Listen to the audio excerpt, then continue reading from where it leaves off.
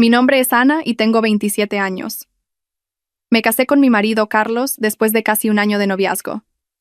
Carlos parecía un hombre bondadoso y de pocas palabras, funcionario en una empresa pública. Su familia no era adinerada. Sus padres eran obreros jubilados con una pensión mísera. Por el contrario, mi familia tenía una situación un poco mejor. Mis padres son autónomos y habían ahorrado una suma considerable para asegurar el futuro de su hija. El día de la boda, mi madre me entregó una libreta de ahorros y me susurró: «Este dinero es mi regalo de bodas para ti, pero también es para tu seguridad. En esta vida, especialmente para una mujer, es crucial tener algo propio, hija mía. Ama a tu marido, claro que sí, pero nunca dependas completamente de él». En ese momento, sonreí, pensando que mi madre se preocupaba en exceso. Yo amaba a Carlos y creía que él también me amaba. Me dijo que no quería que nos mudáramos solos porque sus padres eran mayores y necesitaban a alguien cerca para cuidarlos. Además, el alquiler en Madrid era carísimo.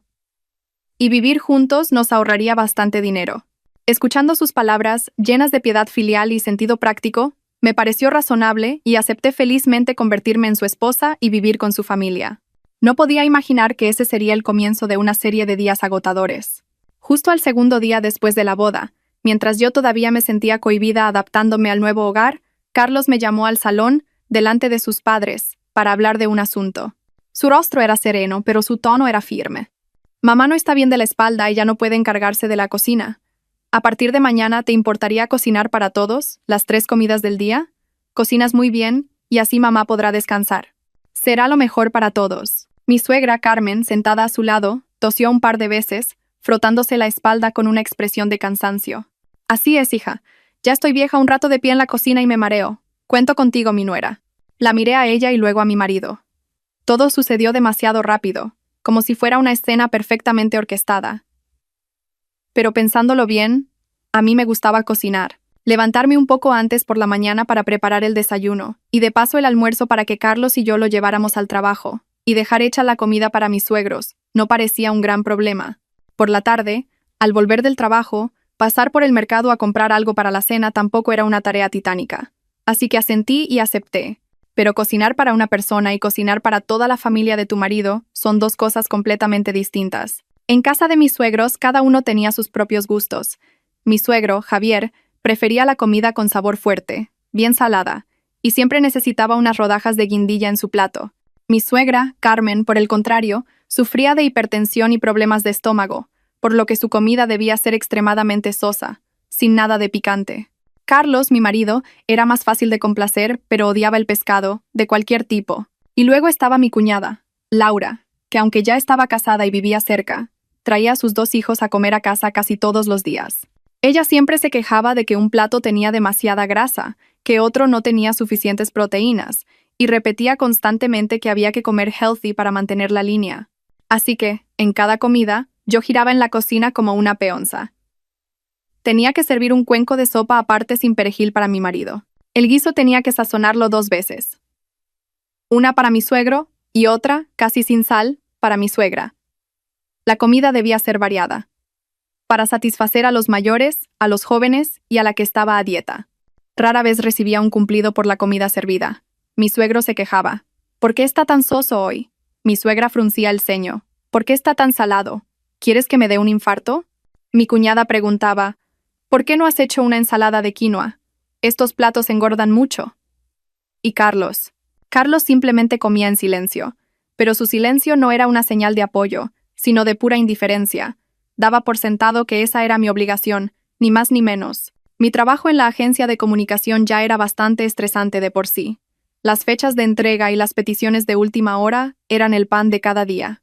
Ayer por la tarde, a solo 15 minutos de terminar la jornada, el jefe nos reunió a todo el equipo para asignarnos una tarea urgente, que debía estar lista esa misma noche. Así que todos nos quedamos trabajando casi 2 horas más. Con el caos, se me olvidó por completo llamar a casa para avisar. Cuando por fin llegué a casa, arrastrando mi cuerpo exhausto, el reloj marcaba las 9 de la noche. Al abrir la puerta, me encontré con una escena poco agradable. Mis suegros y mi marido estaban en el salón viendo la tele, con un cuenco de pipas a medio comer sobre la mesa. La familia de mi cuñada también estaba al completo. Los 3 adultos estaban absortos en un teléfono móvil, riendo a carcajadas. La casa estaba llena de vida, excepto la cocina, que estaba fría y desolada. Mi estómago rugía de hambre. Al verme, la sonrisa de mi suegra se desvaneció de golpe. Su voz era cortante. ¿Te has dado cuenta de la hora que es? ¿No ves que toda la familia está aquí esperando a que vuelvas para hacer la cena? Me quedé paralizada en la entrada. El cansancio de todo un día de trabajo se multiplicó ante el reproche de mi suegra. Antes de que pudiera responder, continuó, con un tono lastimero, asegurándose de que la familia de mi cuñada la escuchara bien. Una buena nuera debe saber organizar su trabajo y sus responsabilidades familiares. Si sabes que vas a llegar tarde y no puedes cocinar, al menos podrías haber tenido el detalle de pedir comida a domicilio para todos. No se puede dejar a los abuelos y a los niños muertos de hambre. ¡Qué mujer tan desconsiderada! Mi cuñada Laura, que estaba sentada con las piernas cruzadas en el sofá, levantó la vista para añadir su parte. Ya te lo he dicho, cuñada, tienes que ser más dura. Si el jefe te pide que hagas horas extras, le dices que no puedes, que tienes una familia entera esperando la cena en casa. Una empresa que obliga a sus empleados a trabajar horas extras sin pagarlas está explotando a sus trabajadores. Hay que luchar por nuestros derechos, mujer. Laura hablaba como si me estuviera defendiendo, pero en realidad me estaba culpando por haber alterado su cena. Permanecí en silencio, sin ganas de discutir. A veces, el silencio es la mejor manera de evitar una pelea sin sentido, especialmente cuando estás demasiado cansada. Dejé mi bolso en silencio y fui directamente a la cocina. Pensé que lo mejor sería preparar algo rápido y sencillo para terminar de una vez. Carlos se levantó y me siguió a la cocina. Por un segundo, una pequeña chispa de esperanza se encendió en mí, pensando que venía a ayudarme o, al menos, a decir una palabra de consuelo. Pero no. Se apoyó en el marco de la puerta con los brazos cruzados, mirándome con desaprobación, y comenzó con su sermón habitual. Ahora eres una mujer casada. Tienes que aprender a poner a la familia por encima de todo. Por muy importante que sea tu carrera, por mucho éxito que tengas, al final todo es para construir un hogar. La vocación de una mujer es cuidar de su marido y de sus hijos, ocuparse de la comida familiar. Eso es lo más importante. Al oír eso, toda la paciencia que había acumulado se hizo añicos. El agotamiento, la frustración y la profunda decepción hacia el hombre que llamaba mi marido estallaron violentamente. Dejé lo que estaba haciendo, me giré y lo miré directamente a los ojos. Mi voz era gélida. Si la familia es tan importante, ¿por qué tu hermana no está en la cocina preparando la cena? Ella también es una mujer, también tiene esa vocación, ¿no? ¿Por qué está ahí fuera sin hacer nada? Y ya que estamos, me gustaría preguntarte, antes de que yo llegara a esta casa, ¿de qué vivíais todos? ¿Del aire? Carlos pareció sorprendido por mi respuesta. Frunció el ceño y soltó una frase que probablemente nunca olvidaré en mi vida. Una frase que desnudó por completo su pensamiento machista, egoísta y despectivo hacia mí. Para eso se casa uno, ¿no? Para que su mujer sirva a la familia. Si no, ¿qué valor tienes en esta casa? Un silencio mortal. Sentí como si mis oídos zumbaran. ¿Valor? Así que, a sus ojos y a los de su familia, mi valor era simplemente el de una sirvienta sin sueldo, una máquina de cocinar para ellos 3 veces al día. El amor, el sacrificio, mis esfuerzos por adaptarme a su familia, ¿todo eso no tenía ningún valor? Una rabia que nunca antes había sentido me subió por el pecho.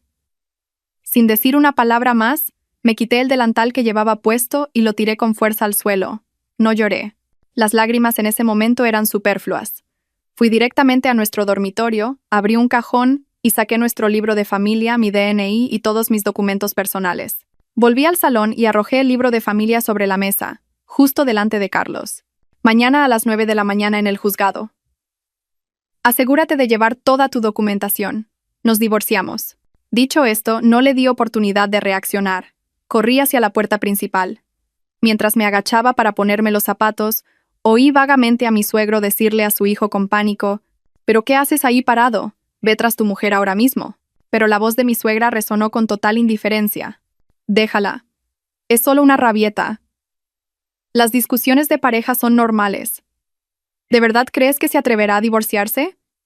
A ver si encuentra a alguien mejor que nuestro Carlos si lo deja. Déjala que se vaya. Ya volverá con el rabo entre las piernas». Apreté con fuerza la correa de mi bolso. Las puertas del ascensor se abrieron. Entré. Al llegar a la planta baja, el vestíbulo estaba desierto. Nadie me había seguido. Las palabras de mi suegra habían sido una profecía para ellos. A sus ojos, yo nunca me atrevería a abandonar este matrimonio. Pero se equivocaban.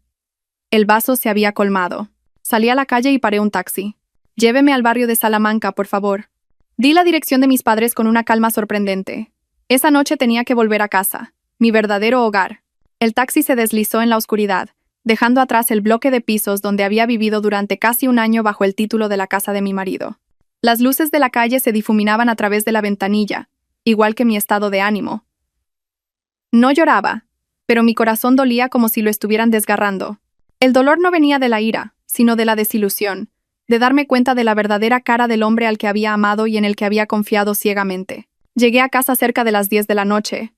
Al verme aparecer en la puerta con aspecto demacrado, mi madre, que estaba viendo la televisión, se sobresaltó. Corrió hacia mí, mirándome de arriba abajo. «Ana, ¿qué haces aquí a estas horas? ¿Ha pasado algo? ¿Por qué tienes esa cara tan pálida?» Al ver a mi madre, al ver su mirada preocupada, el muro de fortaleza que había intentado construir se derrumbó de repente. Rompí a llorar como una niña, soltando toda la frustración y el dolor acumulados. Mi madre me abrazó, acariciando mi espalda temblorosa. «Tranquila, hija, ya pasó. Entra en casa y cuéntamelo todo. Ya estás en casa, aquí nadie te va a hacer daño».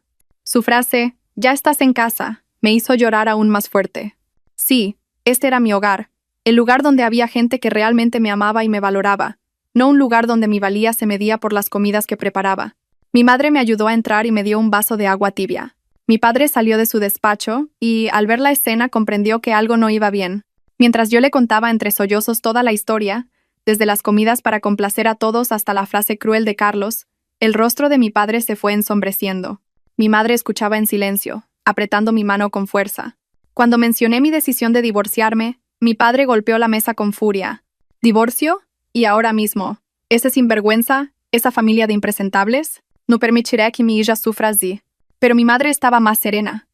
Esperó a que me calmara y luego dijo con voz suave: «Ana, el matrimonio es para toda la vida. No puedes tomar una decisión así en un momento de ira. No me opongo a que te divorcies si sientes que no puedes continuar, pero quiero que lo pienses muy bien». Me miró, con una mezcla de severidad y ternura. «Por lo que cuentas, el mayor problema es vivir con tus suegros. Creo que deberíais iros a vivir solos. Tu padre y yo os compraremos un piso. Díselo a tu marido. Si viviendo solos, sin los roces con tu suegra y la presión de la cocina, él sigue sin tratarte bien, sin valorarte, entonces podrás decidir divorciarte. Al menos no tenéis hijos en común, todo será más fácil. ¿Qué te parece?» Las palabras de mi madre fueron como un rayo de luz en el caos de mi mente. Tenía razón, quizás me había precipitado. Vivir solos sería una prueba, la prueba final para este matrimonio y para Carlos. Así sabría si realmente me amaba o si solo necesitaba una esposa para servir a su familia. «¿De acuerdo, mamá? Pensaré detenidamente lo que me has dicho». Esa noche dormí en mi antigua habitación. El aroma familiar de los libros y la ropa de cama me envolvió.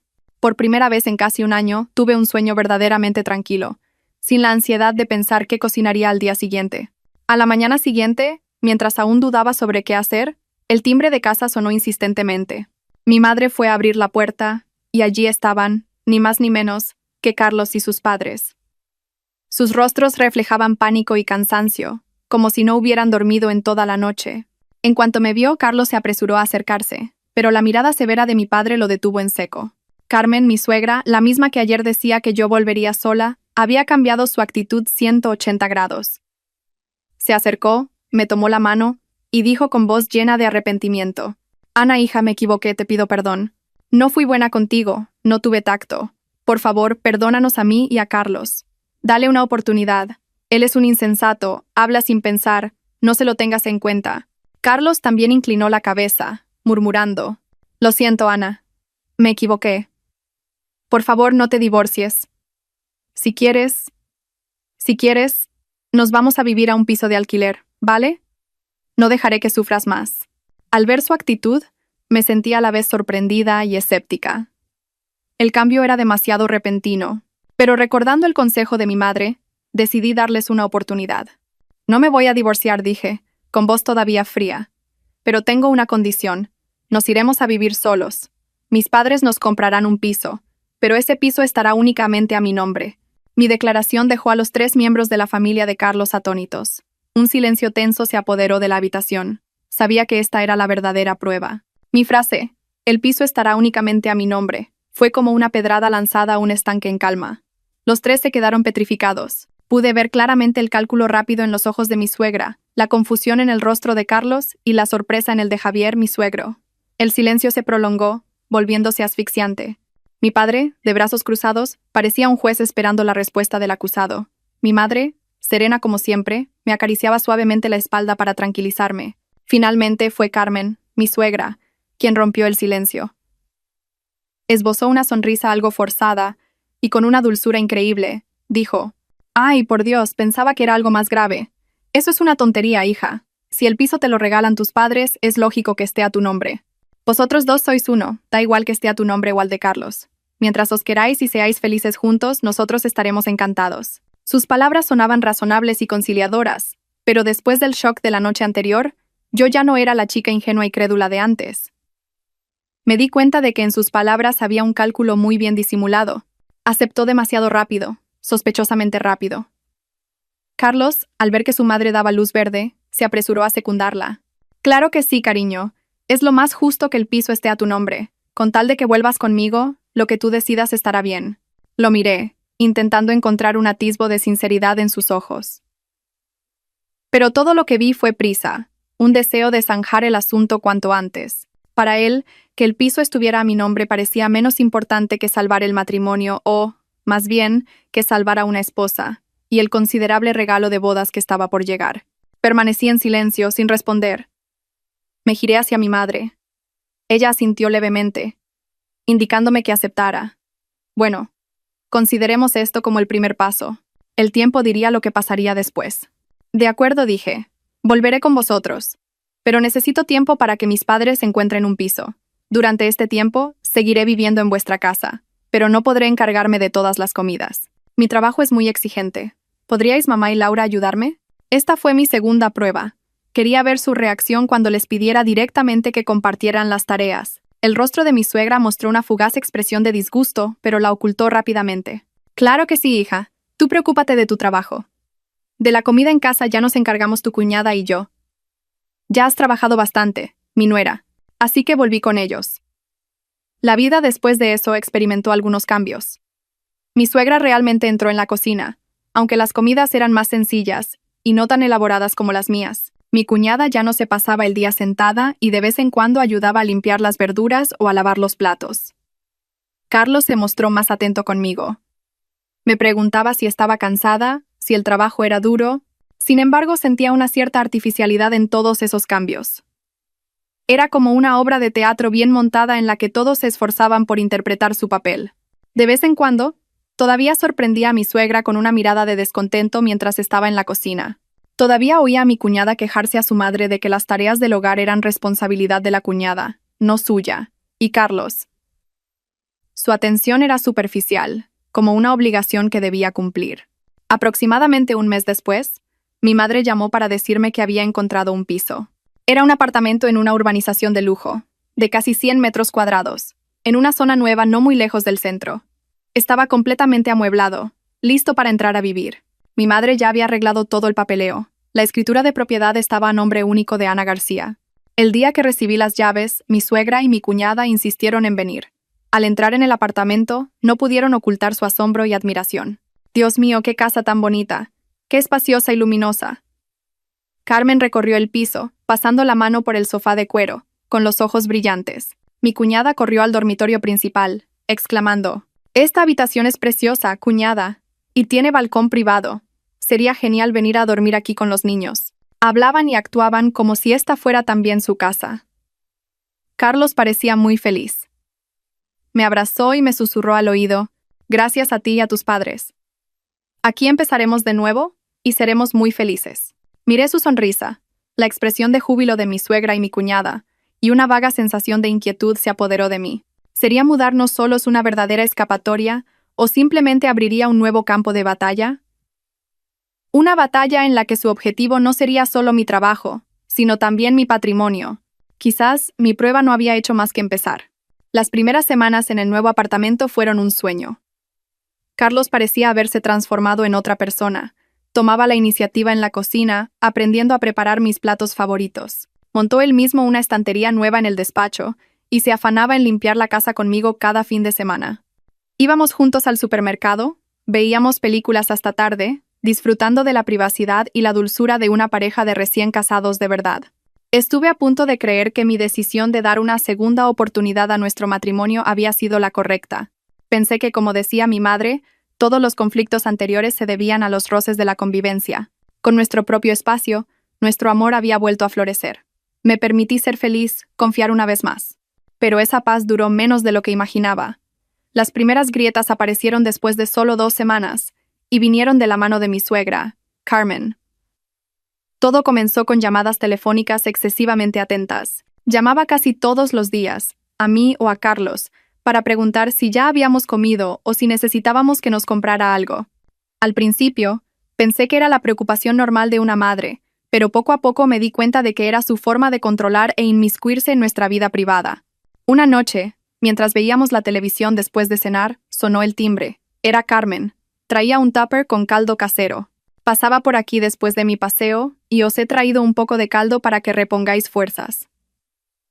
Últimamente te veo muy delgada, Ana, dijo con voz melosa, y entró en casa como si fuera la suya. No se limitó a dejar el caldo e irse. Se quedó. Dio una vuelta por toda la casa, desde el salón a la cocina, e incluso entró en nuestro dormitorio.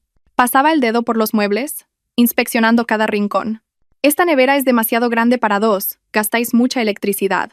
¿Por qué no colgáis una foto de la boda más grande en el salón para que luzca más? Las cortinas de este color son muy oscuras, hacen que la casa parezca triste. Comentarios aparentemente inofensivos, pero que me resultaban increíblemente molestos.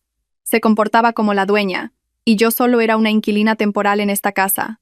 El punto álgido llegó cuando, de pie en la entrada, miró la cerradura y se volvió hacia Carlos. Oye, Carlos, hacedme una copia de la llave, por si acaso.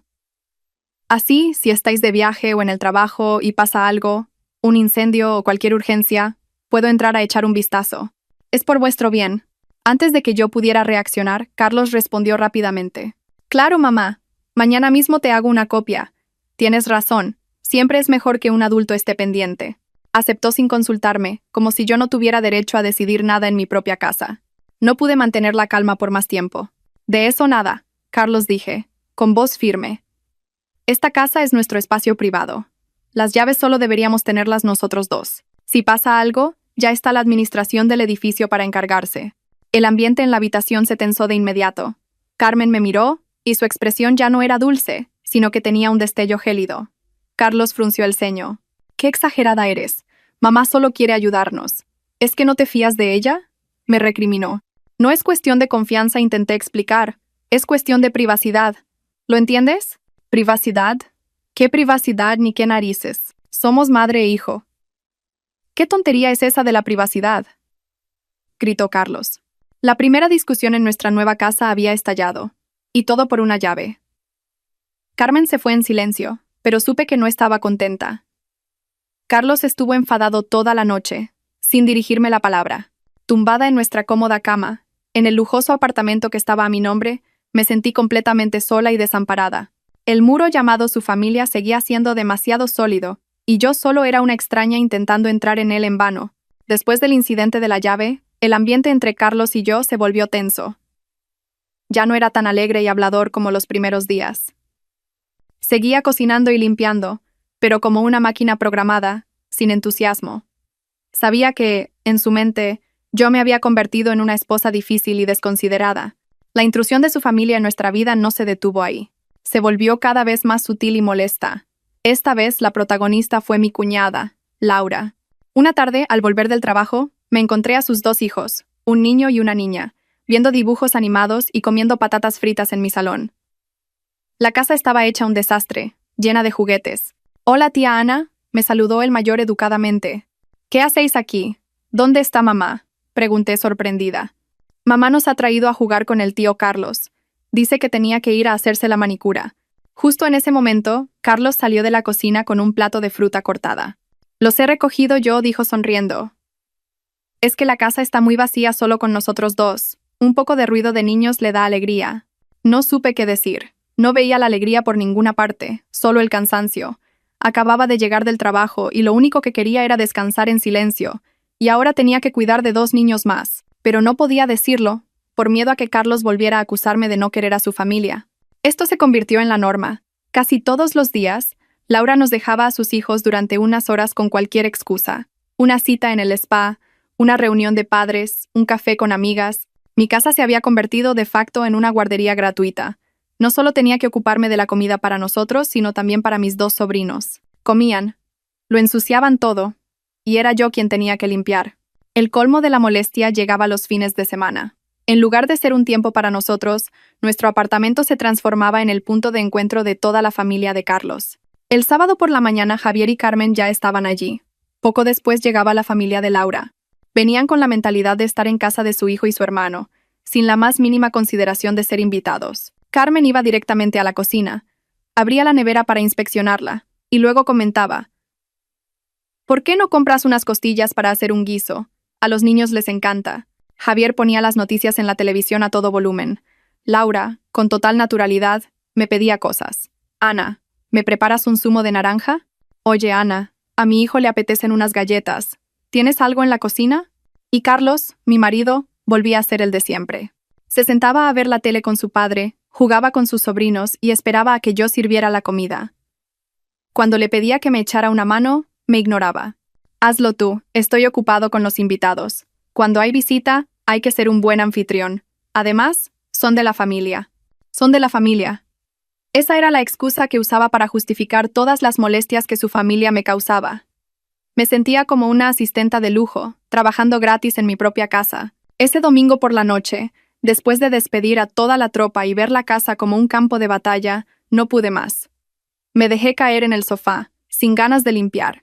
¿A ti te parece que esto está bien?, le pregunté a Carlos con voz agotada. Claro que está bien. Un fin de semana en familia. Todos juntos. ¿Qué tiene de malo?, respondió, sin apartar la vista del móvil. ¿Alegría? ¿Te parece alegre que yo me pase el día entero metida en la cocina? ¿Te parece alegre que nuestra privacidad sea invadida constantemente? Alcé la voz. Esta es nuestra casa, Carlos. No es un restaurante gratuito ni un parque de atracciones para toda tu familia. Carlos dejó el móvil. Su rostro se ensombreció.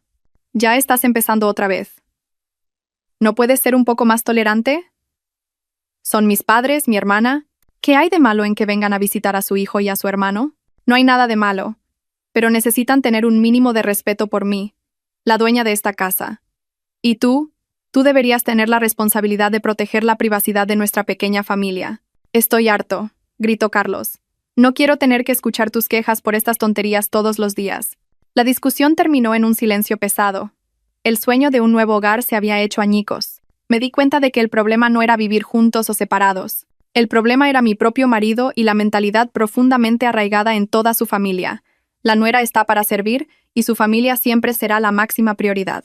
Después de la discusión sobre los invitados no deseados, la relación entre Carlos y yo entró en una fase de guerra fría.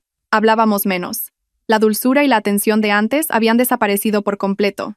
Él había vuelto a ser el marido machista y desconsiderado de siempre. Yo, por mi parte, dejé de intentar complacerlo a él o a su familia. Me daba igual. Cuando venían los fines de semana, cocinaba platos sencillos. Si exigían algo, los ignoraba. El ambiente familiar se volvió tenso, pero al menos ya no me sentía como una tonta a la que estaban utilizando. Pero fui demasiado ingenua al pensar que las molestias se detendrían ahí. Cuando ya no pudieron explotar mi trabajo tan fácilmente, cambiaron de objetivo a algo mucho más tangible: el dinero. Todo comenzó con una llamada de Carmen a Carlos. Esa noche, mientras él veía un partido de fútbol, recibió la llamada. Vi cómo su expresión cambiaba de alegría a preocupación y luego a pánico. Se fue rápidamente al balcón para hablar, evitándome deliberadamente. Un rato después, entró con cara seria. Se sentó a mi lado y apagó la televisión. Ana, tengo que hablar contigo. Mi intuición de mujer me dijo que algo malo pasaba. ¿Qué ocurre, Carlos? Acaba de llamar mamá, tartamudeó. Dice que ha ido al médico. Le han dicho que tiene un mioma y que tienen que operarla de urgencia. La operación es bastante cara. Me quedé helada. ¿Carmen enferma? ¿Tan de repente? Si el fin de semana anterior había estado en casa, tan sana y gritando a sus nietos. ¿En qué hospital ha sido? ¿Cuál es la situación exacta? Si quieres, mañana pido el día libre y la llevamos a un hospital más grande para una segunda opinión, para estar seguros. Por el dinero no te preocupes, yo me encargo, dije de inmediato. Aunque no me cayera bien, seguía siendo mi suegra. Al oír que estaba gravemente enferma, No pude evitar preocuparme. Mi reacción pareció pillar a Carlos por sorpresa. Se mostró nervioso y confuso. No hace falta, cariño. Ha ido a la consulta privada de un médico amigo. Es muy bueno. Mamá no quiere armar un escándalo. No quiere preocuparte. Dice que solo necesita unos 2.000 euros para una pequeña intervención. Me miró y fue al grano. ¿Podrías prestarme ese dinero de la libreta de ahorros que te dio tu madre en la boda? Te lo devolveré en cuanto pueda. 2.000 euros. Una clínica privada, un médico amigo, no querer armar un escándalo. Todos esos detalles juntos despertaron mis sospechas. Si la enfermedad era tan grave, ¿por qué no ir a un hospital público de referencia? ¿Por qué tanto secretismo? Carlos le miré directamente a los ojos. Si mamá está realmente enferma, estoy dispuesta a gastar mucho más que eso para que se cure. Pero necesito saberlo todo con claridad. Dame el nombre y la dirección de la clínica, y mañana por la mañana iré a informarme. Mi propuesta, completamente razonable, hizo que Carlos se enfadara. Ya estás otra vez con tus sospechas. ¿No te crees que mi madre está enferma? ¿Acaso sigues siendo la nuera de esta casa? ¿O es que para ti toda mi familia son unos estafadores? Yo no he dicho eso, alcé la voz. Pero es una cantidad importante de dinero, y lo que es más importante es la salud de tu madre. Tenemos que ser cuidadosos. ¿Por qué te enfadas cuando quiero aclarar las cosas? Basta ya. Carlos se levantó de un salto. No voy a hablar más contigo. Eres demasiado calculadora y egoísta. Como a mi madre le pase algo, no te lo perdonaré jamás. Se fue a la habitación y cerró la puerta de un portazo. Me quedé sola en el salón, sintiéndome confundida y herida. No solo no agradeció mi preocupación, sino que se volvió contra mí. Estaba claro que algo turbio estaba pasando. 2 días después, no volví a oír a Carlos mencionar el dinero. Pensé que quizás lo habría conseguido por su cuenta. Pero me equivocaba. Ese día fui al banco a sacar dinero para pagar unas facturas. Cuando el empleado me dio el extracto de la cuenta común que teníamos para los gastos del día a día, me quedé petrificada. Todos nuestros pequeños ahorros, algo más de 1.200 euros, habían sido retirados por completo hacía 2 días. Y la persona que los había sacado no era otra que Carlos. Había sacado el dinero a escondidas, sin decirme una sola palabra. Esa traición me dolió más que todos sus insultos. Había empezado a actuar a mis espaldas, por el bien de su familia. La sensación de traición me carcomió durante días. No le pregunté a Carlos por los 1.200 euros. Sabía que sería inútil. Volvería a usar la excusa de la enfermedad de su madre y me llamaría calculadora. Guardé silencio, pero ese silencio fue un muro de hielo que nos separó aún más. Me prometí a mí misma ser más cuidadosa con mis bienes, especialmente con la libreta de ahorros de mi madre. Mi trabajo entró en la recta final del año. Tenía una presentación crucial ante la dirección y los socios, que decidiría un proyecto muy importante para la empresa. Había pasado semanas preparándola, trasnochando para perfeccionar cada diapositiva, cada cifra. La noche anterior a la presentación, organicé cuidadosamente todos los documentos, borradores y el ordenador portátil con la presentación en mi escritorio del dormitorio. Le había explicado a Carlos la importancia de la reunión y le pedí que no tocara nada. A la mañana siguiente, salí de casa temprano para ir a la oficina y dar los últimos retoques. Todo parecía ir bien, pero una pesadilla me estaba esperando. Justo antes de la reunión, mientras revisaba los documentos, me di cuenta de que había olvidado en casa una carpeta con estadísticas clave. Llamé a Carlos frenéticamente, pero no contestó. Sin otra opción, tuve que coger un taxi y volver a casa a toda prisa. Cuando abrí la puerta de mi apartamento, la primera imagen que vi me dejó atónita. Mi suegra Carmen estaba en mi casa. Estaba limpiando mi escritorio en nuestro dormitorio. «Ah, ¿has vuelto?», levantó la vista, con una sonrisa inocente. Me dio la llave Carlos. Pasaba por aquí y subí a ver qué tal estabais. Vi la casa un poco desordenada y me puse a limpiar un poco. La llave. Así que finalmente le había dado la llave de casa a su madre a mis espaldas. La ira me invadió, pero intenté contenerme. Mis ojos recorrieron el escritorio. Era un desastre. La pila de papeles que yo había ordenado meticulosamente era ahora un caos. Y lo peor de todo, mi ordenador portátil estaba allí, con la pantalla en negro, y al lado, un vaso de agua volcado. El portátil. Mamá, ¿qué le has hecho? Mi voz temblaba. Estaba limpiando la mesa y le di un golpe sin querer al vaso. No creo que sea nada. Con secarlo funcionará, dijo, con una naturalidad pasmosa. Corrí hacia el portátil e intenté encenderlo. Imposible. Estaba completamente muerto. Toda mi presentación, todos los datos, todo mi esfuerzo de semanas, Todo se había esfumado por culpa de su ayuda. La rabia, la frustración y la impotencia llegaron a su punto máximo. No podía soportarlo más. Me giré hacia ella y grité: ¿Quién le ha permitido entrar en mi casa? ¿Quién le ha permitido tocar mis cosas? Carmen pareció sorprendida por mi reacción. Empezó con su habitual cantinela. Pero si solo tenía buena intención.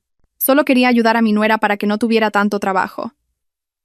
¿Cómo te atreves a hablarle así a tu suegra? En ese momento, Carlos llegó del trabajo. Al vernos a su madre y a mí en plena tensión, corrió hacia nosotras. Escuchó a su madre contar entre sollozos que solo quería ayudar y que yo la había insultado. Sin pensarlo 2 veces, se volvió hacia mí para criticarme. Mamá solo quería ayudar. ¿Por qué tienes que montar este escándalo? Si el ordenador se ha roto, se compra otro. No tenías por qué hacerle pasar este mal rato a mi madre. ¿Comprar otro? Reí, una risa histérica. ¿Sabes que todo mi proyecto estaba ahí dentro? ¿Sabes que tú y tu madre acabáis de arruinar mi carrera? ¡Es solo un trabajo! ¡Tienes una familia!, gritó él. ¿Familia? Lo miré a él, luego a su madre. Miré la llave plateada que ella sostenía en la mano. La llave que mi marido le había dado para que invadiera mi vida a su antojo. De repente me sentí extrañamente tranquila. Todas mis emociones habían muerto. Tienes razón, dije, con una voz fría como el hielo. Si algo se rompe, se reemplaza por algo nuevo. Soggy el portátil roto. Igual que un matrimonio roto. Ya no tiene arreglo. Fui directamente al dormitorio y cerré la puerta con llave, ignorando los gritos y los golpes furiosos de Carlos desde fuera. Esta guerra había terminado para mí. Era hora de ponerle fin. Cerré la puerta de la habitación con llave. Los golpes de Carlos, sus gritos de rabia, los sollozos teatrales de Carmen, todo me llegaba desde fuera como ecos de otro mundo. No escuchaba, ni quería escuchar. No lloré. La frustración había llegado a su punto más alto, y al pasar, solo dejó un vacío y una frialdad mental inusual. Me senté en la oscuridad, mirando por la ventana las luces parpadeantes de la ciudad. ¿En qué me había equivocado? Me equivoqué al creer tan fácilmente en sus promesas. Me equivoqué al pensar que la paciencia y el sacrificio me ganarían el respeto. Me equivoqué al creer que vivir solos solucionaría todo, sin entender que el problema de raíz eran ellos, su mentalidad egoísta y machista profundamente arraigada. No necesitaban una esposa o una nuera, necesitaban una sirvienta obediente, y si se presentaba la ocasión, una fuente de ingresos. Los golpes en la puerta cesaron, reemplazados por el sonido de una discusión y luego por pasos que se alejaban. Debían de haberse cansado. Sabía que pensaban que solo era una rabieta, que a la mañana siguiente, cuando se me pasara el enfado, abriría la puerta y todo volvería a la normalidad. Pero se equivocaban. Esa noche no dormí. Cuando la casa se sumió en el silencio, encendí la luz y abrí el armario. No cogí mucha ropa, solo un par de trajes para la oficina y mis artículos de aseo más necesarios.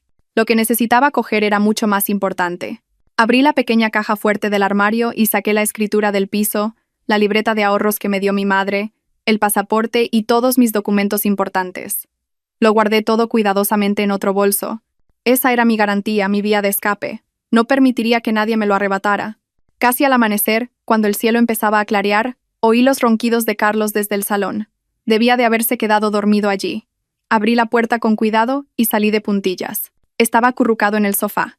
Y a su lado, su madre dormitaba en un sillón.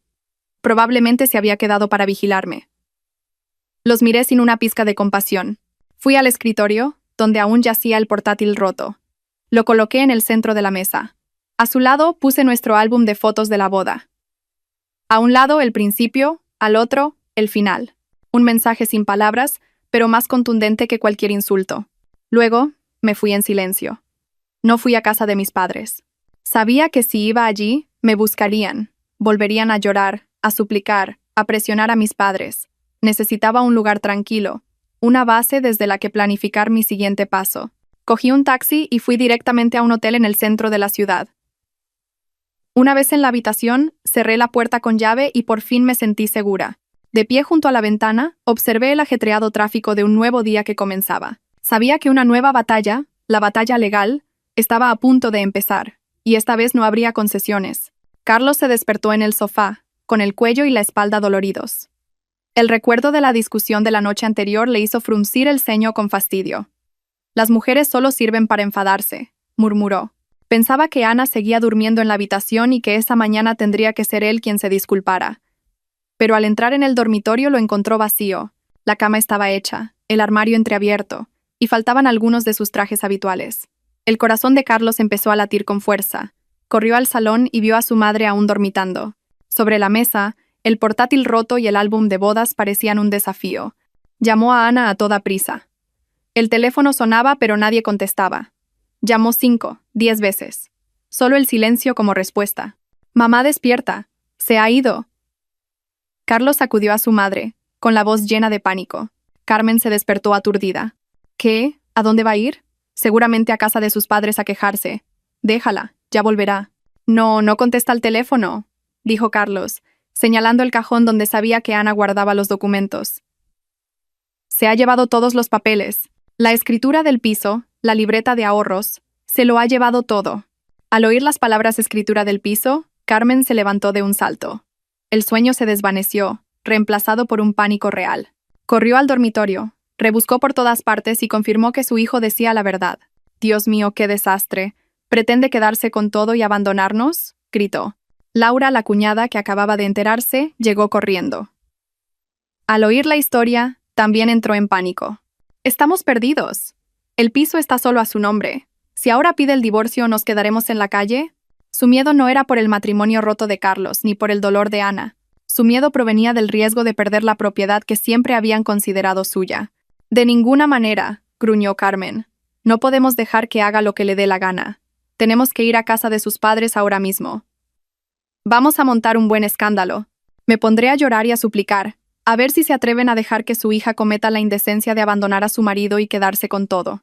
Dicho y hecho.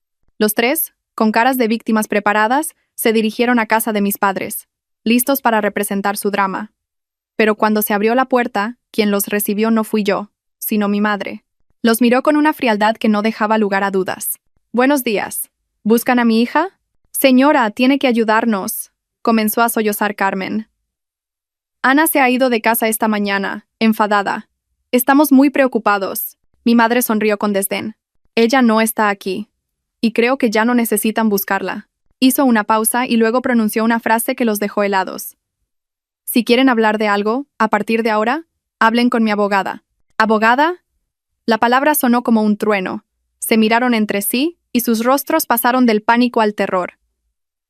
Comprendieron que el juego del victimismo y las lágrimas ya no funcionaba. Su presa no solo había desaparecido, sino que se estaba armando para contraatacar. Desde la habitación del hotel, llamé a mi madre. Le conté mi plan y que lo primero que quería hacer era encontrar una buena abogada. Mi madre me apoyó por completo. «Haces muy bien, hija. Para tratar con esa gente, hay que usar la ley. Tengo una amiga que trabaja en un despacho de abogados muy prestigioso. La llamaré ahora mismo». Esa tarde, mi madre y yo nos reunimos en un elegante despacho de abogados en el centro de Madrid. Nos recibió la abogada Leticia, una mujer de unos 40 años, con una mirada aguda y un aire muy profesional. Me senté frente a ella y le conté con calma toda mi historia. Desde el primer día como nuera, las comidas agotadoras, la frase mortal de Carlos, hasta el incidente de la llave y el portátil roto. Le mostré el extracto bancario donde se veía claramente la retirada de los 1.200 euros que hizo Carlos. Leticia escuchó atentamente, tomando notas de vez en cuando. Cuando terminé, me miró con comprensión, pero con profesionalidad. Ana dijo: «Antes de nada, lamento mucho por lo que has tenido que pasar. Desde el punto de vista legal, estás en una posición muy ventajosa». Comenzó a analizar la situación. Primero, la propiedad. El apartamento es un bien que tus padres te donaron exclusivamente a ti durante el matrimonio, y la escritura está solo a tu nombre. Según la ley, es un bien privativo tuyo. Carlos no tiene absolutamente ningún derecho sobre esa casa. Segundo, el motivo del divorcio. Puedes solicitar el divorcio unilateral por la existencia de conflictos graves y continuos que hacen imposible la convivencia. Las acciones de Carlos y su familia, como obligarte a servirles, menospreciar tu valor, sacar dinero a escondidas y, el colmo, que tu suegra entrara en tu casa y destruyera una herramienta de trabajo fundamental. Todo ello puede considerarse maltrato psicológico y económico. Podemos exigirle una indemnización por los daños del portátil y la devolución del dinero que retiró. Al escuchar el análisis claro y conciso de Leticia, me sentí más segura y fuerte que nunca. Ya no era una esposa fracasada y sumisa. Era una ciudadana buscando justicia para sí misma. «¿Qué debo hacer ahora?», pregunté. «Lo primero y más importante», dijo Leticia, «es cortar toda comunicación directa con ellos. No respondas a sus llamadas ni a sus mensajes. A partir de ahora, toda la comunicación se hará a través de nuestro despacho. Esto te evitará presiones y acoso innecesarios, y les demostrará tu determinación y seriedad. Me miró y continuó. Redactaremos un burofax oficial para enviárselo a Carlos. En él, le notificaremos que soy tu representante legal en el proceso de divorcio, y le exigiremos que él y su familia cesen cualquier acto de acoso hacia ti. Será el primer disparo. Al salir del despacho de la abogada, me sentí como si me hubieran quitado una losa de encima. Tenía una aliada fuerte y experta. Ya no estaba sola en esta lucha. Sabía que el camino no sería fácil, pero estaba preparada. El burofax del despacho de abogados, con su sello oficial y su lenguaje legal contundente, llegó a manos de Carlos. Fue como un jarro de agua fría que rompió la ilusión de su familia de que podrían usar el sentimentalismo y la presión para hacerme volver. El pánico se apoderó de la casa. Leyeron la carta una y otra vez, sin poder creer que yo hubiera actuado de una forma tan decidida y profesional. Carmen se derrumbó en una silla, sin fuerzas. Laura caminaba de un lado a otro, pálida como un fantasma. Carlos, desesperado, se arrancaba los pelos mientras llamaba a mi número una y otra vez, solo para escuchar el tono de llamada sin fin. Cuando las súplicas y los halagos dejaron de funcionar, su verdadera naturaleza salió a la luz. Carmen, después de un rato de reflexión, decidió jugar una carta diferente, una carta más sucia y desesperada. Si ella no nos da una salida, nosotros tampoco le guardaremos las apariencias, dijo con voz rencorosa. Vamos a contarle a todo el mundo su verdadera cara. Una nuera insolente, que desprecia a la familia de su marido, que en cuanto tuvo una casa bonita, abandonó a su esposo. Iremos a su empresa y a la de Carlos. Se lo contaremos a todos, a ver si le queda cara para mirar a la gente. Pensaban que la presión social y la vergüenza me harían retroceder. Era una táctica anticuada y cruel, pero en su desesperación era a lo único que podían aferrarse. A la mañana siguiente, Carmen y Laura realmente se presentaron en mi empresa. No pudieron entrar, así que se quedaron en el vestíbulo y comenzaron su espectáculo. Carmen lloraba desconsoladamente, contando cómo estaba enferma y su nuera ni se preocupaba por ella. Laura gritaba que yo era una interesada, que en cuanto tuve una casa nueva, había despreciado a mi marido y le había pedido el divorcio. Armaron un escándalo deliberadamente para atraer la atención de los empleados del edificio. La noticia llegó rápidamente a oídos de mi jefe de departamento. Me llamó a su despacho. Con cara de preocupación. Ana, me dicen en recepción que hay 2 mujeres abajo que dicen ser tu suegra y tu cuñada y que están montando un escándalo. ¿Qué está pasando? Respiré hondo y le conté a mi jefe, de forma concisa, mi situación y que esto era un acto de acoso por parte de la familia de mi exmarido. No olvidé mencionar que mi abogada se estaba encargando de todo. Mi jefe, que ya sabía lo del portátil roto y la presentación perdida, se mostró increíblemente comprensivo. Entendido, dijo con firmeza. No te preocupes. Este es tu asunto personal, pero están alterando el ambiente de trabajo de la empresa. Haré que nuestro departamento de seguridad y el equipo legal se encarguen de ellas. Me miró y añadió algo que agradecí enormemente. La empresa está de tu parte.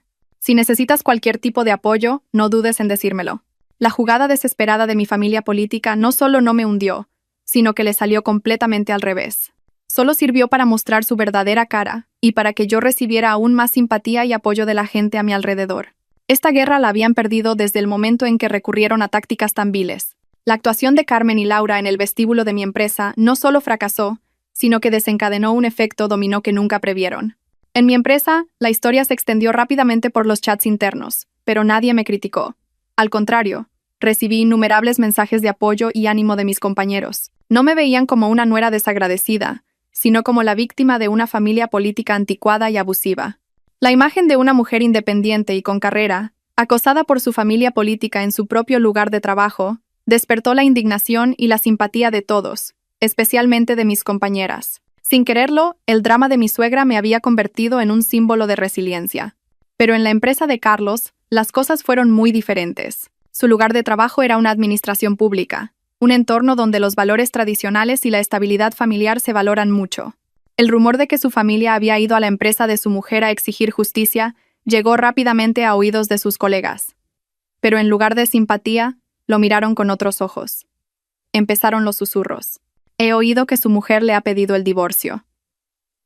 No sabe controlar a su esposa y ahora tiene problemas familiares que afectan al grupo. ¿Qué clase de hombre deja que su madre y su hermana le solucionen sus problemas? ¡Qué cobarde! Unos días después, el jefe de Carlos lo llamó a su despacho. El jefe, Un hombre a punto de jubilarse lo miró con preocupación. Carlos, ¿tienes algún problema en casa últimamente? Oigo muchos rumores por la oficina. Eres un funcionario de esta entidad.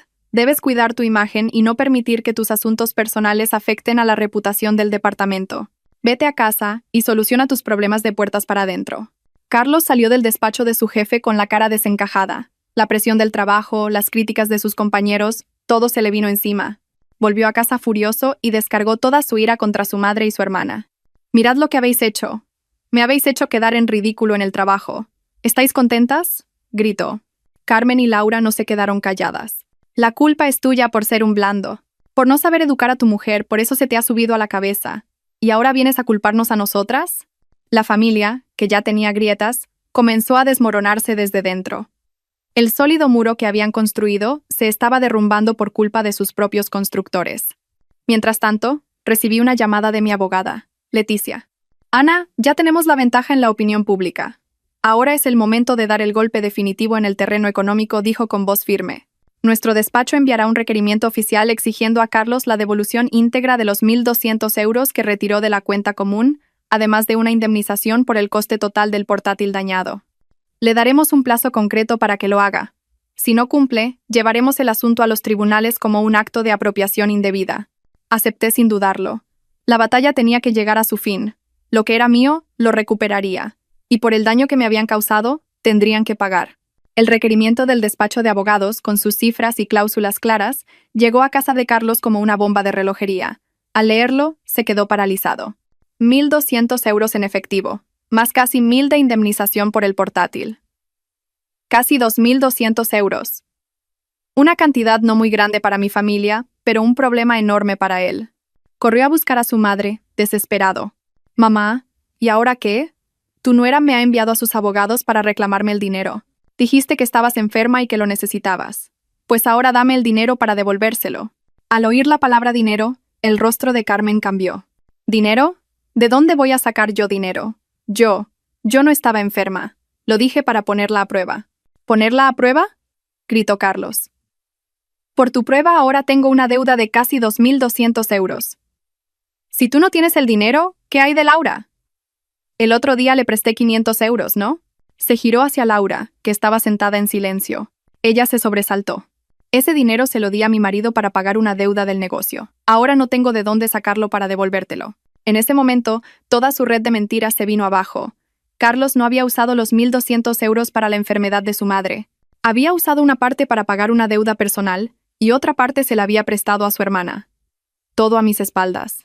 «Sois unos estafadores», gritó Carlos impotente. «Me habéis metido en este lío». La discusión familiar se volvió cada vez más agria.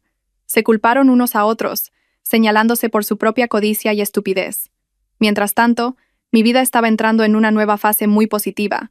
En la empresa, al ver que había resuelto mis problemas familiares y recuperado el ánimo, mi jefe me confió la dirección de un nuevo proyecto, aún más grande que el anterior. Mi carrera, lejos de verse afectada, despegaba. El contraste entre mi vida y su situación hacía que su tragedia familiar fuera aún más amarga. Incapaz de conseguir el dinero y acorralado por el plazo de los abogados, Carlos cometió una última estupidez. Fue hasta mi edificio, se quedó abajo en la calle y me llamó por teléfono sin parar. No contesté. Entonces subió hasta mi puerta y empezó a aporrearla y a gritar mi nombre, suplicando que abriera para hablar. Yo, tranquilamente, lo observé por la mirilla. Vi su aspecto patético y desesperado. No abrí. En su lugar, saqué el móvil y grabé toda la escena. Sus gritos, los golpes en la puerta, las molestias a los vecinos. Luego, le envié el video directamente a Leticia. «Tenemos más pruebas de acoso, abogada», le escribí.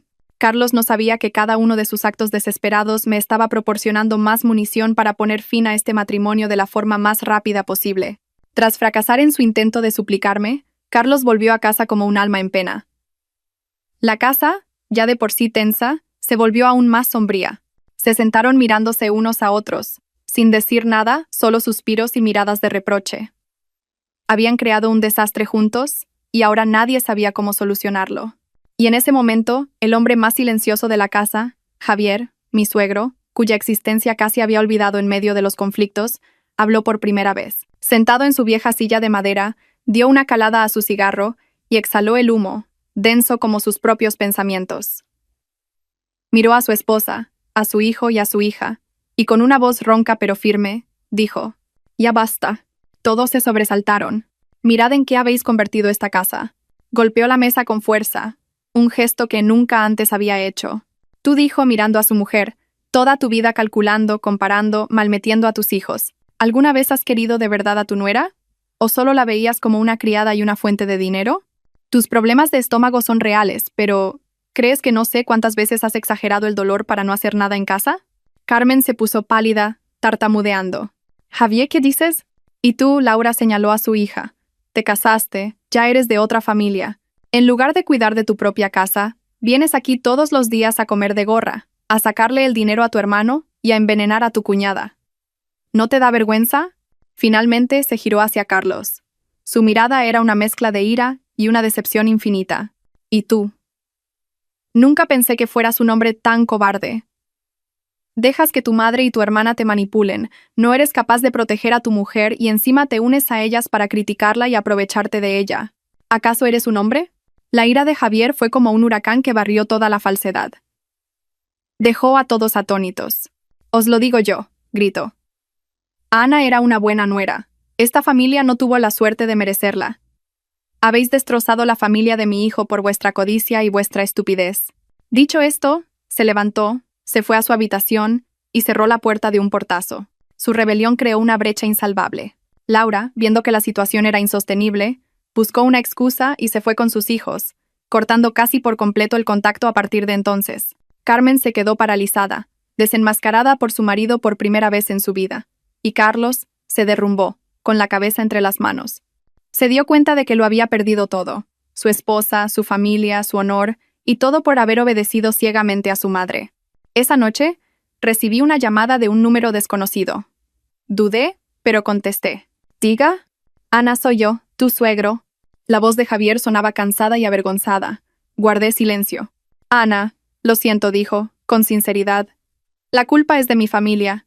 No he sido un buen suegro, no hablé cuando debía. Carlos es un insensato, hija. No te llamo para que lo perdones. Solo espero que a partir de ahora tengas una vida buena y feliz. Te lo mereces». Al colgar, sentí una extraña ligereza. Esa disculpa, venida de la persona que menos esperaba, me dio una especie de liberación emocional. La batalla legal continuaba, pero la guerra en mi alma parecía haber llegado a su fin. El juicio de divorcio se celebró una mañana de finales de junio. El cielo estaba despejado y el sol brillaba, en claro contraste con el ambiente solemne y frío de la sala. Llegué con mi abogada, Leticia.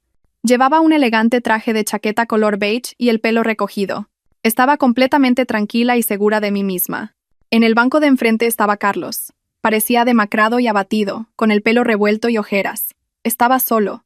Ni Carmen ni Laura habían venido. Probablemente no tenían el valor ni la cara para enfrentarse a mí.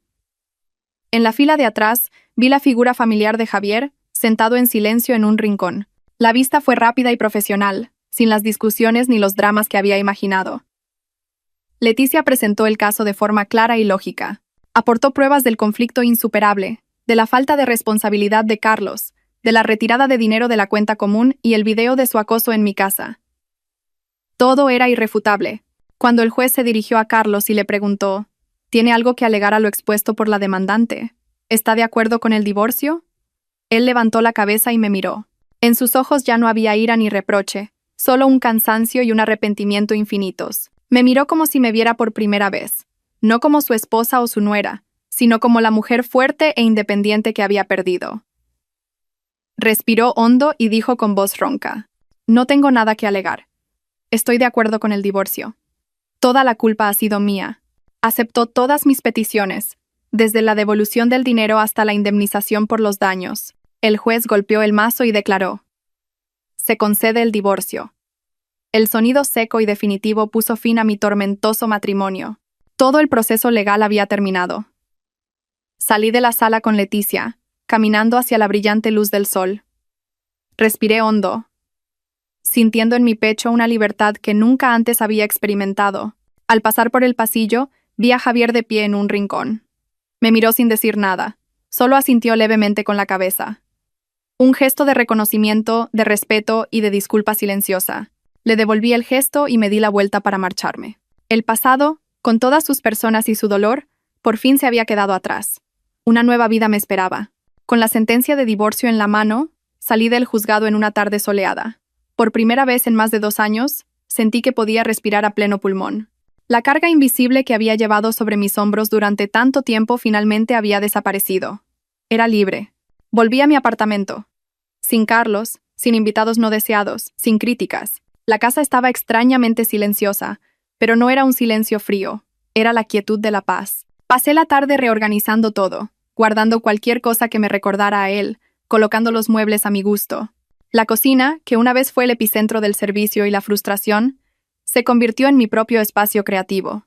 Unas semanas después, Leticia me informó de que Carlos había pagado la totalidad de la cantidad estipulada en la sentencia. Me enteré de que para conseguir el dinero, tuvo que vender la moto que tanto quería y pedirle un préstamo a su padre. El último vínculo económico entre nosotros se había roto limpiamente. Me sumergí en el trabajo con una energía renovada. Sin tener que correr a casa para preparar la cena, sin distracciones por asuntos triviales, me concentré por completo en mi carrera. Mi nuevo proyecto fue un éxito rotundo, consiguiendo un gran contrato para la empresa. Recibí una bonificación y un ascenso. Me di cuenta de que mi valor no residía en la cocina, sino en mi capacidad y mi esfuerzo. Empecé a retomar el contacto con viejos amigos a los que casi había olvidado durante mi matrimonio.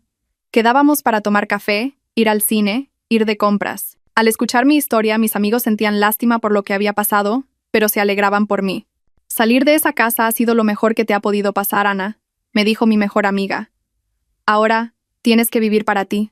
Una tarde, hablando con amigos, a una se le ocurrió. Oye, cocinas de maravilla y haces unas fotos preciosas. ¿Por qué no pruebas a abrir un blog o un canal de YouTube de cocina? ¿Quién sabe? A lo mejor triunfas. Esa sugerencia resonó en mi cabeza como una idea brillante. Cocinar. Era mi pasión. Una pasión que en su día se convirtió en una obligación agotadora. Ahora, ¿por qué no podía convertirla en una fuente de alegría, una forma de compartir y expresarme? Decidí intentarlo. Llamé a mi blog de cocina La Cocina de Ana Paz. Paz, por la tranquilidad y la serenidad que quería sentir, y Ana, por mi nombre. Quería que mi cocina, a partir de ese momento, solo estuviera llena de alegría y calma. Empecé a compartir mis recetas favoritas, sin tener que adaptarme a los gustos de nadie más. Cocinaba para mí, presentaba los platos de forma atractiva y los fotografiaba con mi nueva cámara. La cocina, que fue el campo de batalla de guerras invisibles, se convirtió en mi estudio creativo. Además de las recetas, escribía pequeñas historias. Hablaba de mis recuerdos asociados a cada plato, de la alegría de hornear un pastel, de cómo la cocina me había ayudado a sanar mis heridas. No me recreaba en el pasado, solo me centraba en lo positivo y en la pasión. Sorprendentemente, mi blog empezó a ganar popularidad rápidamente. Las fotos atractivas, las recetas fáciles y las reflexiones sinceras conectaron con mucha gente. Empecé a recibir los primeros comentarios y mensajes. Gracias por la receta. Me ha salido buenísimo el pollo al ajillo. Leer tus posts me inspira mucho.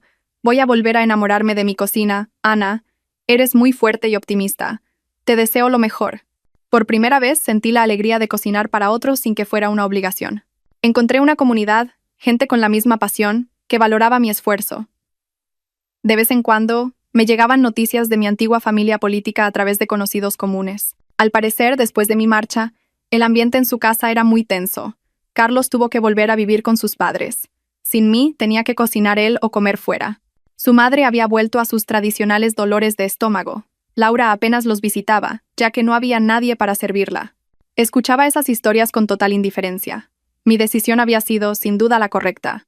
Un buen día, recibí un correo electrónico del editor de una conocida revista de gastronomía. Decían que estaban muy impresionados con la cocina de Ana Paz y me ofrecían colaborar escribiendo una pequeña sección mensual sobre cocina casera. Con el correo en la mano no pude evitar sonreír. Mi pasión me estaba abriendo un nuevo camino, un reconocimiento que nunca me había atrevido a soñar. Escribir para la revista de gastronomía me abrió muchas puertas. Asistí a presentaciones de libros, a talleres de cocina y fue en un taller de fotografía culinaria donde conocí a Mateo. Él era un fotógrafo freelance, especializado en fotografía para restaurantes y revistas. Era 5 años mayor que yo, con un aspecto amable, una sonrisa cálida y, sobre todo, una mirada llena de vida. Ese día, él era el profesor del taller. Hablaba de la luz, de la composición, de cómo dar vida a un plato a través del objetivo. Me cautivó su pasión y su profesionalidad. Después de la clase, Se acercó a hablar conmigo. Hola, sigo tu blog, La Cocina de Ana Paz. Me encantan tus platos y tu forma de escribir. Es muy auténtica e inspiradora. Su cumplido me hizo sonrojar un poco. Hablamos un rato, y me di cuenta de que teníamos mucho en común, desde el amor por la comida hasta nuestra forma de ver la vida. Mateo era completamente diferente a Carlos. Me escuchaba con atención, preguntaba por mi trabajo con genuina curiosidad. No juzgaba ni imponía, solo mostraba respeto. Mantuvimos el contacto. A veces me escribía para comentar un plato que acababa de publicar o para darme algún truco de fotografía. Un fin de semana, me propuso algo. He visto que en tus últimas fotos la luz no es la mejor. Si no tienes planes este fin de semana, ¿te importa si me paso y te ayudo a hacer una sesión nueva? Considéralo mi pago por todas las recetas deliciosas que he aprendido de ti. Su propuesta fue encantadora y sutil. Era una ayuda, una colaboración, no un favor condescendiente. Acepté encantada. La sesión de fotos fue muy divertida. Trajo su equipo profesional, me enseñó a componer la escena, a encontrar el mejor ángulo. Trabajamos juntos. Reímos juntos en mi cocina. Por primera vez, otro hombre estaba en mi cocina, no para que le sirvieran, sino para crear conmigo. Después de ese día nos hicimos más cercanos. Me invitaba a tomar café, a descubrir nuevos restaurantes en la ciudad. A su lado, siempre me sentía tranquila y podía ser yo misma. Sabía que estaba empezando a sentir algo por él, pero todavía tenía mis reservas. La herida del pasado, aunque cerrada, había dejado una cicatriz invisible. Una noche, después de acompañarme a casa, Mateo no se fue de inmediato. Me miró con ternura. Ana, sé que has pasado por momentos difíciles y no quiero precipitarme, pero me gustas de verdad. ¿Me darías la oportunidad de conocerte en serio? No me cogió la mano ni me abrazó, simplemente se quedó allí esperando mi respuesta con todo el respeto del mundo. Lo miré a sus ojos sinceros y mi corazón, después de tanto tiempo dormido, empezó a latir de nuevo. Sonreí, una sonrisa radiante. Sí. Decidí darme otra oportunidad de amar. Esta vez estaba segura de haber elegido bien. Un año después, La Cocina de Ana Paz se había convertido en uno de los blogs de gastronomía más queridos. Mi primer libro de cocina, una recopilación de mis mejores recetas e historias, acababa de publicarse con excelentes críticas. Mi carrera en la empresa seguía en ascenso. Había encontrado el equilibrio, la independencia y la alegría en mi propia vida. Mi relación con Mateo también había florecido. Era un novio maravilloso, siempre apoyándome y animándome en todo. No solo era mi pareja, sino mi compañero, mi cómplice. Un sábado por la noche, en mi acogedor apartamento, Mateo y yo preparábamos la cena juntos. Estábamos probando una nueva receta de pasta. Él amasaba la masa, yo preparaba la salsa. La cocina, que una vez fue el origen de toda mi tristeza, ahora estaba llena de risas y del aroma de la felicidad. Creo que te has pasado un poco con la sal, dijo Mateo, probando la salsa y riendo. Pues añádele un poco de azúcar, le contesté, riendo también, mientras cortaba las verduras. Bromeábamos, probábamos, ajustábamos. Cocinar ya no era la obligación de una persona, sino un placer compartido. En ese momento sonó el timbre. Eran mis padres, que venían a cenar. Al vernos a Mateo y a mí atareados en la cocina, mi madre sonrió satisfecha. Mi padre asintió, feliz, y se sentó a la mesa. La cena transcurrió en un ambiente increíblemente cálido. Mis padres adoraban a Mateo, veían la sinceridad y el amor que me profesaba, veían que su hija por fin había encontrado un puerto seguro. Cuando terminamos de cenar, Mateo se levantó para recoger los platos. Ustedes quédense sentados, no se preocupen. De fregar ya me encargo yo, dijo, guiñándome un ojo. Lo miré a él, miré a mis padres riendo felices, miré el apartamento decorado a mi gusto, y mi corazón se llenó de una profunda gratitud. Una vez pensé que el matrimonio era un infierno, pero no lo era. El problema no es el matrimonio, sino la persona con la que te casas. Había dado un gran rodeo, había tropezado y sufrido, pero al final me había levantado, más fuerte y más feliz. No solo había escapado de un matrimonio tóxico, sino que había construido una nueva y hermosa vida desde sus cenizas. Y esta felicidad no me la había regalado nadie, la había ganado yo misma con esfuerzo y valentía. Y era dulce, y me la merecía.